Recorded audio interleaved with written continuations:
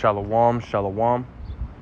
First and foremost, I want to give all praise, honor, and glory unto Yahweh, Bahashem, Yahweh Shai, Bahashem, Rachakwadash.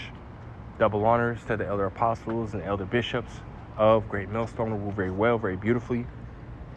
Double salutations to the Akim out here pushing this gospel in truth and in sincerity to the best of their ability given to them by Yahweh, Bahashem, Yahweh Shai. Peace, blessings, and salutations be unto the elect scattered abroad. May the election of Yahweh, Bahashem, Yahweh Shai, Lord willing, fall upon all your houses. This is your brother Quanah Watts from the Arizona Great Millstone Camp. Come back at you, Lord will, with the edified lesson through the spirit and power of Yahweh, Bahashem, Yahweh Shai. Lord will, it is edifying. Lord will, it is straight to the point. You know, and this lesson is going to be entitled Relenting Faith. Unrelenting faith is needed to receive salvation, or unrelenting faith is needed to receive deliverance, man. You know, and we got some very trying times ahead of us, man. You know, Jacob's trouble, right, which is also called the hour of temptation, where our faith is going to be tried, man. You know, and again, approaching that situation, and even in that situation, we have to have unrelenting faith, right, which I have that word unrelenting right here in the online etymology. It says what? Not yielding in strength, severity, or determination, meaning, hey, you know, when you know shit starts to get shaky, right, we stand on our faith in Yahweh Bashem Yahweh Shai, right, and not yield in our faith in Yahweh Shai, meaning we're not going to lose faith, man. We're going to stand on our faith, you know, again, in Yahweh Bahashem Yahweh Shai, Bahashem Rachakwadash, man. You know, which brings me to my first precept, because again, we have many examples, you know, of our forefathers doing just that, right? No matter the situation, right? No matter how things look, right? No matter how dire the situation, I mean, how terrible or how life-threatening the situation is, right? Our forefathers still remain faithful, man. And again, stood on that faith, man, in the front of countless people, man. You know? So I got this right here. This is Job chapter 8, verse 8. It says, "For inquire, I pray thee, of the former age, and prepare thyself to the search of their fathers." And this is what we do, right? We go into the scriptures, right? And we see how our forefathers, again, remained in the faith, man. Again, through countless different sufferings, afflictions, you know, their life being on the line, right? Hell, even some of our forefathers, the apostles and prophets, you know, disciples, you know, and some of their lives were even taken, man. But they remained faithful all the way until that very last moment, and some, you know. But it says, "For we are but of yesterday, and know nothing, because our days upon earth are a shadow, are a shadow. Shall not they teach thee, and tell thee, and utter words out of their heart?" Right, man. You know, we learn from these situations, man. You know, it builds our faith seeing that, right? And knowing that Yahweh Bashem Yahweh Shai, right, is going to protect those that trust and believe in him. You know, as he says countless times throughout the scriptures, right? And we know that he's not this, you know, not a man that he should lie, right? So when he says something, you best believe that you could take that to the bank, man, and that check will never bounce. The words of Yahweh Bashem Yahweh Shai will never bounce, man. You know, but I have this account right here in Daniel's, the 3rd chapter, right? And we're going to drop down, right? We're going to read most of this chapter, right? But I really want to get the points, right? This is Daniel's, the 3rd chapter. And we'll start at verse 9, right? Because ultimately what had happened, Nebuchadnezzar had set up an image, right, that he wanted everyone to bow down to, right? But our forefathers, right, Hananiah, Azariah, and Mishael, and as we're reading this chapter, they're called, right, by their you know, the names that they were given, right? Meshach, Shadrach, and Abednego, right? They didn't bow down, man, right? Just as we're doing today, right? We're not bowing down to this image, right? The image of the beast, which is, again, this system, right? This Greco-Roman philosophy, lifestyle that's being pushed here in the world, man.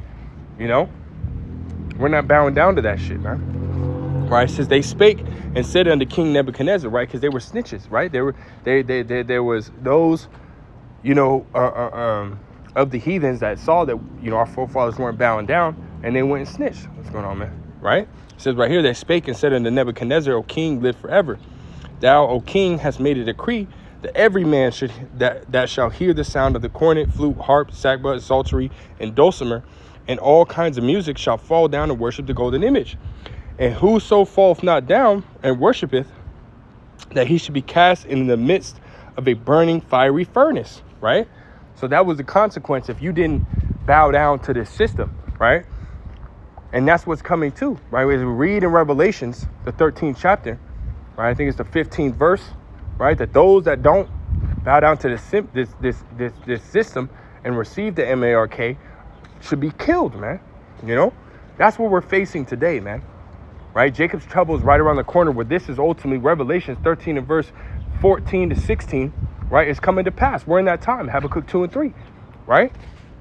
It says, verse 12, it says, there are certain Jews whom thou hast set over the affairs of the province of Babylon, Shadrach, Meshach, and Abednego, which we know their names as, proper names as Hananiah, Azariah, Mishael, right? And said, these men, O king, have not regarded thee. They serve not thy gods, nor worship the golden image which thou hast set up. Right? It says, then Nebuchadnezzar, in his rage and fury, commanded to bring Shadrach, Meshach, and Abednego. Then they brought these men before the king.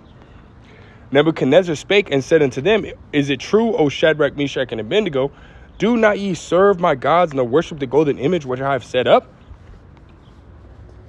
Verse 15, it says, now if ye be ready, that at what time ye hear the sound of the cornet, flute, harp, sackbut, psaltery, and dulcimer, and all kinds of music, ye fall down and worship the image which I have made. Well, but if you worship not, ye shall be cast the same hour into the midst of a burning fiery furnace.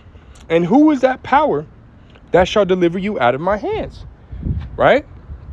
You could just see the pride on him, man. Right? You could just see the pride. Who's going to deliver you out of my hands? You know? And that's how Esau is, man. Esau's prideful, man. Right? Esau, believes that he, right, is the Most High, right? Pursuant to, 2 Thessalonians chapter 2 and verse 4,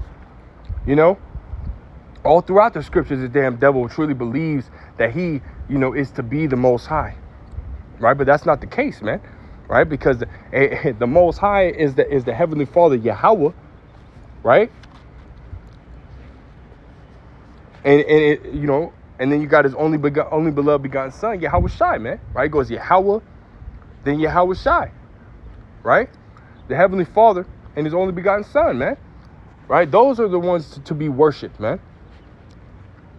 Not this damn devil Esau Edom who's but a man. And again, our forefathers knew this, right? In this account, they knew that, hey, Nebuchadnezzar, you ain't shit.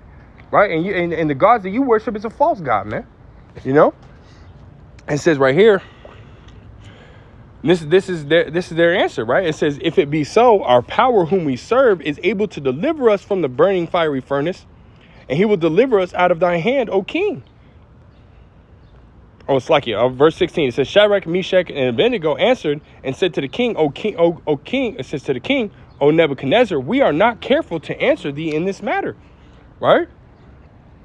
It says, if it be so, our power whom we serve is able to deliver us from the burning fiery furnace, and he will deliver us out of thy hand, O king. That right there shows faith, man. Right? They're saying this to a king who has the ability to throw them into a fire, which he did. And kill them, man.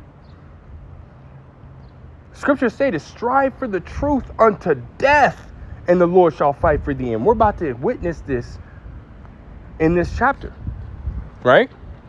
Verse 18 says, but if not, be it known unto thee, O king, that we will not serve thy gods, nor worship the golden image which thou hast set up. Right? So they're saying, even if it is meant for us to die, we still ain't gonna serve you, your gods, man. We ain't gonna serve you. We ain't gonna bow down to you. We ain't gonna serve you. We gonna serve our God, man. It says, then Nebuchadnezzar, full of then Nebuchadnezzar, full of fury, and the form of his visage was changed against Meshach, Shadrach, and Abednego. Therefore he spake and commanded that they should heat the furnace 7 times more than it was wont to be heated. Right? And as you read in the prayer of Azariah, right, which is in the Apocrypha, it tells you that flame, right, was, I think it was, 49 cubits, right, which is around 75 feet high, man. That's a big-ass fucking flame, man. big ass fucking flame, you know? But they weren't afraid. They trusted and believed in Yahweh Hashem Yahushua, man. Unrelenting faith, right? It says, verse 20, it says, and he commanded the most mighty men that were in his army to bind Shadrach, Meshach, and Abednego and to cast them in the burning fiery furnace. Then these men were bound in their coats, their hosen, and their hats, and their other garments, and were cast in the midst of the burning fiery furnace. Therefore, because the king's commandment was urgent, and the furnace exceeding hot, the flame of fire slew those men that took up Meshach, Shadrach, and Abednego. Right? That's how hot that fire was, man. That when they went to go through the men, they got burnt up too. You know, it's a big ass flame, man. Right? Nobody's safe, right? Verse 23, it says, and these three men, Shadrach, Meshach, and Abednego, fell down bound in the midst of the burning fiery furnace. Right? It says, then Nebuchadnezzar the king was astonished, and rose up in haste and spake and said unto his counselor, did not we cast 3 men into the midst of the fire? Then it says, they answered and said unto the king, O true, O king. He answered and said, lo, I see 4 men loose, walking in the midst of the fire, and they have no hurt. And the form of the 4th is like the Son of the Most High. That's Yahweh Shai. So true that it rhymed, man. Yahweh Shai was with them in those times, man. Why? Because of their faith. Because of their faith in Yahweh Shai, man. They weren't bullshitting, man. They weren't being, you know, saying that they got faith and then being niggas behind doors, you know. Which you're now seeing a lot of men, a lot of this information is coming out that a lot of men just ain't right, man. You know? A lot of men ain't right, man. They say they truly believe, man. Hey, but behind closed doors, right, when it really matters, right, off the camera, when it really matters, hey, they're being fucking niggas, man. Yahweh Hashem Yahushua ain't dealing with that, you know? And I ain't saying I'm perfect. You know, I pray Yahweh Hashem Yahushua can have mercy on me as well, you know? I pray Yahweh Hashem Yahushua allow me to be part of that number, right? But again, it's what's off the camera that counts, man. You know, Luke 8:17, Luke 12:2, the Lord is bringing all this to light, man. If you a nigga behind closed doors, hey, guess what? The Lord ain't dealing with you, man. You know? But this right here, this is what the Lord is going to do for those who have that unrelenting, sincere, and true faith. Right? It says, he answered, verse 25, he answered and said, lo, I see 4 men loose, walking in the midst of the fire, and they have no hurt. And the form of the 4th is like the Son of the Most High. And again, when we go into prayer of Azariah, when you read, it says that, matter of fact, let's grab it. Let's see if we can grab it real quick. Because it's a heavy account, man. Heavy account. Prayer of Azariah. I think it was...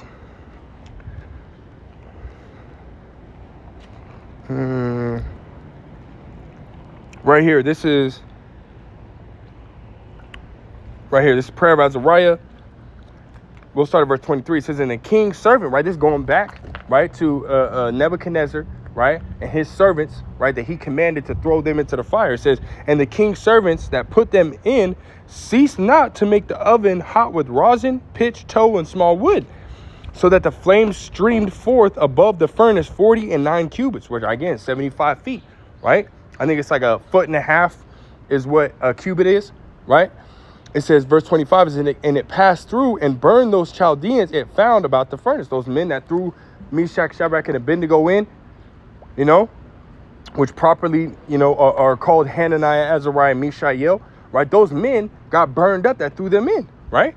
Verse 26, and here's the point, right? It says, but the angel of the Lord, which is Yahweh Shai, came down into the oven together with Azarias and his fellows and smote the flame of the fire out of the oven, and made in the midst of the furnace as it had been a moist, whistling wind, so that the fire touched them not at all, neither hurt nor troubled them. Right? So they weren't touched, man. It was like a bubble of protection, right? AC, cool wind inside that fire. That's the power of the Lord. That's the miracle, the miracles that Yahweh Hashem Yahushua is going to do for those that truly believe. Elder Yasharamba, right, coined the term, faith provokes miracles, man. Right? And this is exactly what's going to happen. right? So let's go back. Daniel's 3rd chapter, verse 26. It says, Then Nebuchadnezzar came near to the mouth of the burning fiery furnace and spake and said, Shadrach, Meshach, and Abednego, ye servants of the Most High God, right? Come forth and come hither. Then Shadrach, Meshach, and Abednego came forth of the midst of the fire, and the princes and governors and captains and the king's counselors being gathered together saw these men, right? So they did this, right? Their faith, right? That act of faith, right? Was performed in front of everyone, man. In front of everyone. And our faith is going to be put on display here soon, man. Our faith is going to be tested here soon. Right? And whether we're made of wood, hay, and stubble, or gold, silver, and precious stones, and that's going to be made manifest in the times to come, man. You know, in front of everyone, and everyone will know, right? It says, and the princes, governors, and captains, and the king's counselors being gathered together, saw these men, upon whose body the fire had no power, nor was an hair on their head singed, neither were their coats changed, nor the smell of fire had passed on them.